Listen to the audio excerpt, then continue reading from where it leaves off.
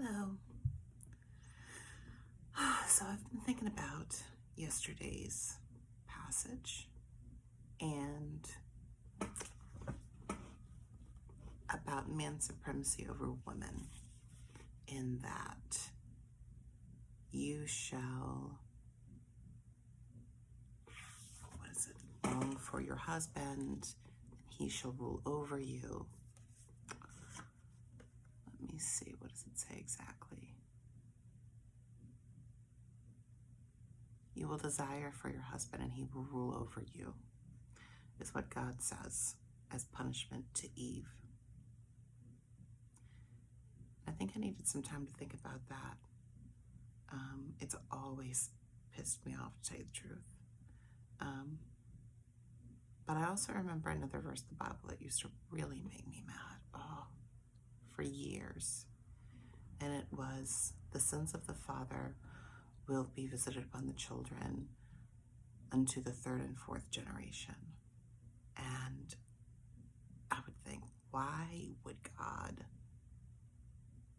do that? Why would God inflict that kind of punishment on people when it wasn't the generational fault?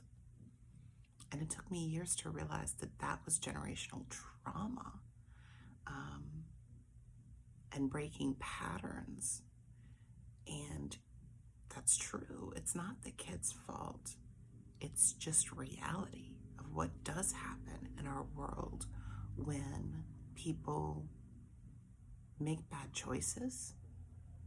Then the kids see those choices and they make those choices, or they don't know any other way. And so they're affected by that. When they have bad role models or terrible things happen to them, then they're affected by that and they follow the same pattern. But that's not a judgment of God's.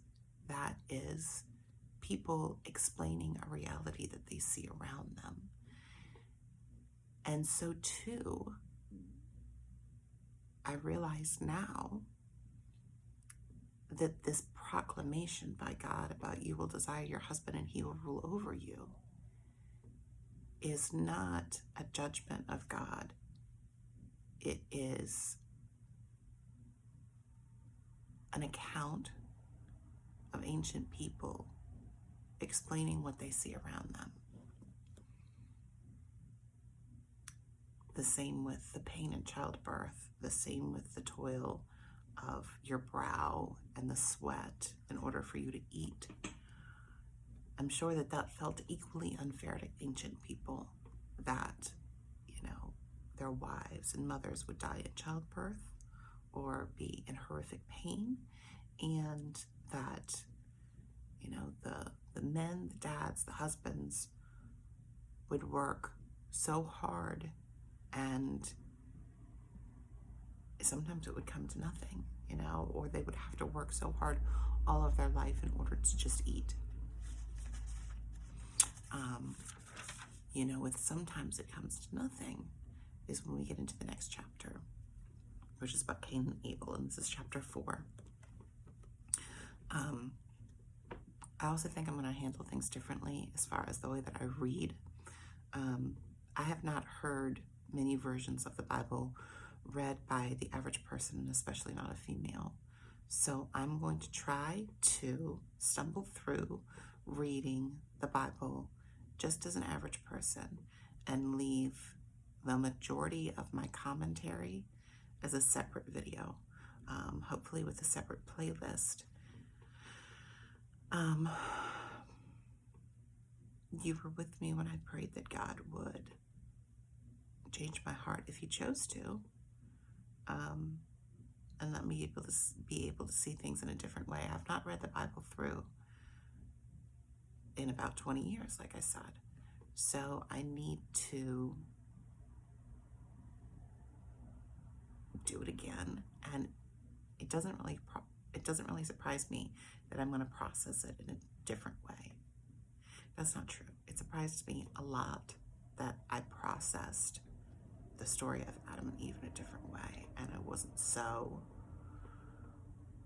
fed up with it as I have been every time I've tried to read it without you to help me for the last however many times. But this time I did see it differently. So I'm very thankful for that.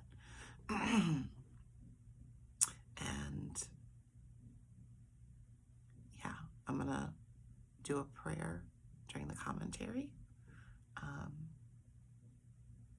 And I will only read the actual verse in separate videos, and I'll have that marked for you. I will go ahead and do commentary on Cain and Abel because I read this a little bit before. My video actually got interrupted, so I didn't post it. But this goes into explaining why people are sent away and we lose them, why our family and friends get hurt, why we hurt each other, and why life isn't fair. And actually to say why isn't true. It's just that it is a account that this is what people see around them. This is their account of, we don't understand and this isn't fair. But this is what we're observing. You know,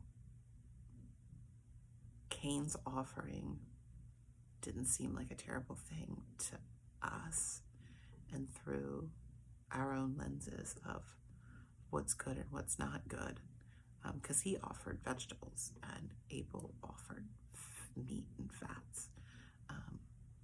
So we have a narrative in modern Christianity where we say, well, it must have been Cain's heart was in the wrong place, or he was prideful. But that's all just adding stuff to the story it doesn't say, you know? That's just us interpreting something that we really don't know. We have no idea why God preferred Abel's. What we do know in the story is there is a background to God's relationship with Cain. And there's something that it's very obvious that in the narrative we do not know, because God's like, hey, Cain, you already know this. If you did what was right and you didn't sin, then you'd be fine. If you did, you know, what was acceptable, you would be accepted. But if you sin, then you're going to be running and you're going to be away from me. And then Cain did run and leave. And he said, people are going to want to kill me because I killed my brother. And God was like, no, I'm going to mark you and nobody's going to ever kill you. So that was kind of wild. I don't know why he did that. And it goes on about family lines, and I'm going to butcher the names, but I'll do my best.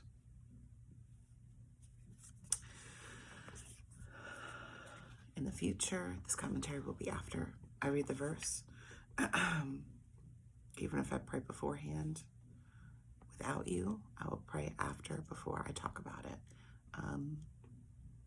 But today I want to go ahead and pray. I'll stop this video, I'll read the verse, and we'll change the structure from here on out. Dear God, thank you for this time together. Thank you for understanding, and help me to be honest and forthright and helpful. And God, I'm just so grateful that you have given me the opportunity to hear what you have to tell me, examine what you have to tell me. Thank you for putting me in a place where I can accept your word or at least accept that I have opinions on your word, and that is not shameful. God, you gave us all brains, you gave us all hearts, and you made us who we are. Thank you for who each and every one of us are, and thank you for the knowledge that you meet us where we are. Amen. All right. I will see you in another video.